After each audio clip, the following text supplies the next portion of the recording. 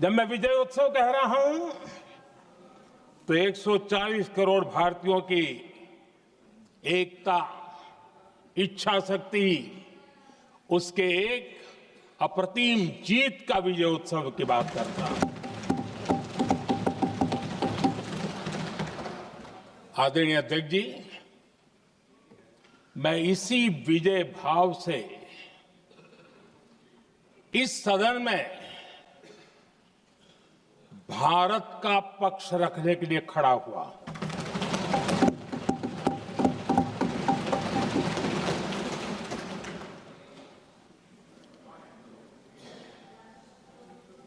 और जिन्हें भारत का पक्ष नहीं दिखता है, उन्हें मैं आईना दिखाने के लिए खड़ा हुआ।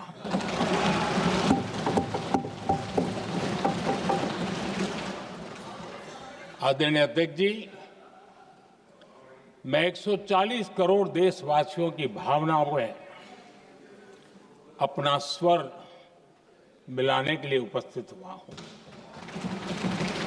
ये 140 करोड़ देशवासियों की भावना की जो गूंज है, जिस सदन में सुनाई दी है, मैं उसे अपना एक स्वर मिलाने खड़ा हुआ। आदरणीय अध्यक्ष जी, ऑपरेशन सिंदूर के दरमियान जिस प्रकार से देश के लोगों ने मेरा साथ दिया, मुझे आशीर्वाद दिए, देश की जनता मुझ पर कर्ज है। मैं देशवासियों का आभार व्यक्त करता हूं। मैं देशवासियों का अभिनंदन करता हूं। आदरणीय अध्यक्ष जी, 22 अप्रैल को पहलगाम में जिस प्रकार की क्रूर घटना घटी, जिस प्रकार आतंकवादियों ने निर्दोष लोगों को उनका धर्म पूछ करके गोलियां मारी, ये क्रूरता की पराकाष्ठा थी। भारत को हिंसा की आग में झोंकने का ये सुविचारित प्रयास था। भारत में दंगे फैलाने की ये साजिश थी। मैं आज देशवासियों का धन्यवाद करता हूं कि देश ने एकता के साथ उस साजिश को नाकाम कर दिया।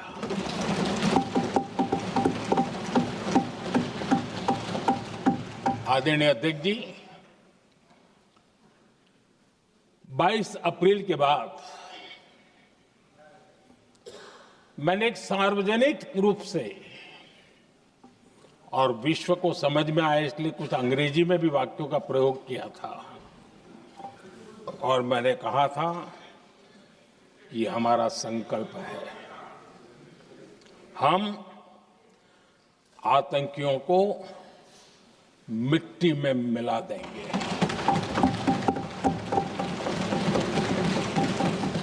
और मैंने सार्वजनिक रूप से कहा था सजा उनके आकाओं को भी होगी, और कल्पना से भी बड़ी सजा मिलेगी।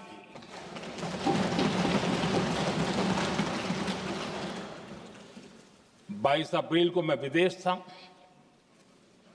मैं तुरंत लौट के आया, और आने के तुरंत बाद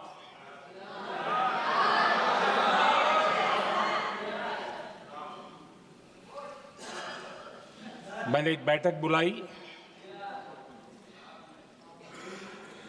और उस बैठक में हमने साफ साफ निर्देश दिए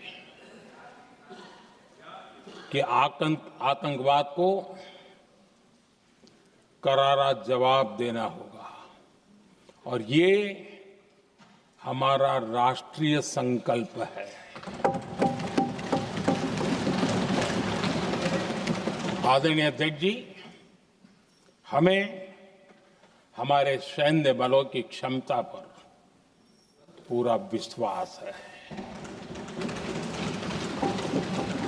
पूरा भरोसा है उनकी क्षमता पर, उनके सामर्थ्य पर, उनके साहस पर।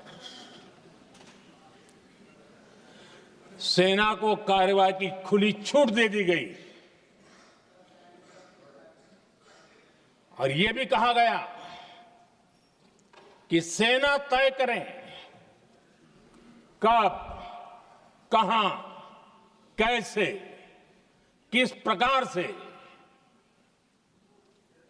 ये सारी बातें उस मीटिंग में साफ साफ कह दी गई और कुछ बातें उसमें से मीडिया में शायद रिपोर्ट भी हुई है।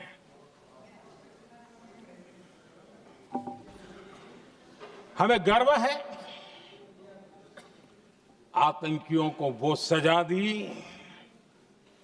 और सजा ऐसी है कि आज भी आतंक के उन आकाओं की नींद उड़ी हुई है।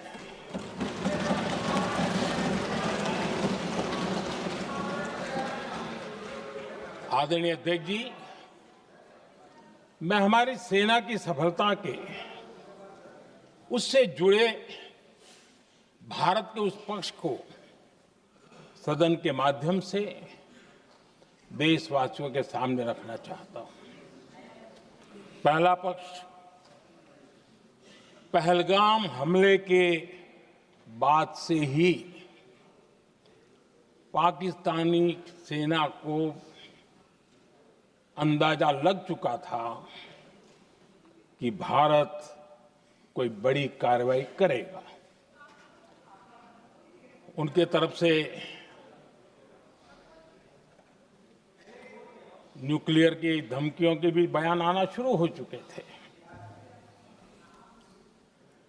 भारत ने 6 मई रात और 7 मई सुबह जैसा तय किया था वैसी कार्रवाई की और पाकिस्तान कुछ नहीं कर पाया। 22 मिनट में 22 अप्रैल का बदला निर्धारित लक्ष्य के साथ हमारी सेना ने ले लिया। दूसरा पक्ष, आदरणीय अध्यक्ष जी, पाकिस्तान के साथ हमारी लड़ाई तो कई बार हुई है, लेकिन ये पहली ऐसी भारत की रणनीति बनी कि जिसमें पहले जहां कभी नहीं गए थे वहां हम पहुंचे। पाकिस्तान के कोने कोने में आतंकी अड्डों को धुआं धुआं कर दिया गया।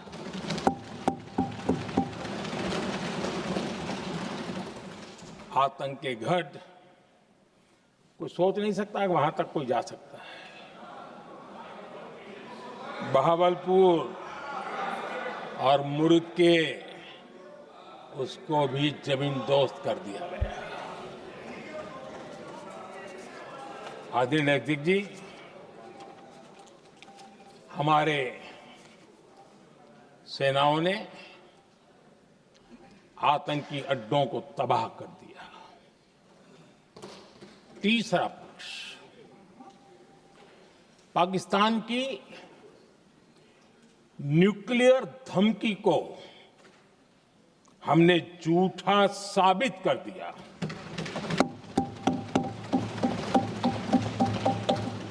भारत ने सिद्ध कर दिया कि न्यूक्लियर ब्लैकमेलिंग अब नहीं चलेगा और न ही ये न्यूक्लियर ब्लैकमेलिंग के सामने भारत झुकेगा। आदरणीय अध्यक्ष जी, चौथा पक्ष, भारत ने दिखाई अपनी तकनीकी क्षमता।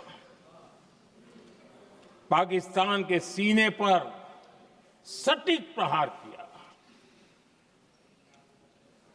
पाकिस्तान के एयरबेस एसेट्स को भारी नुकसान हुआ और आज तक उनके कई एयरबेस आईसीयू में पड़े हैं। आज टेक्नोलॉजी आधारित युद्ध का युग है। ऑपरेशन सिंदूर इस महारत में भी सफल सिद्ध हुआ है।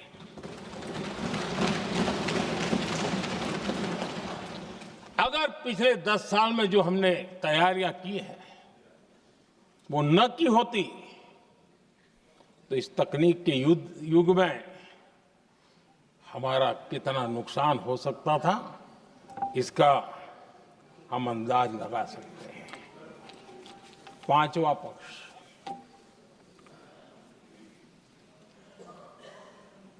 ऑपरेशन सिंदूर के दरमियान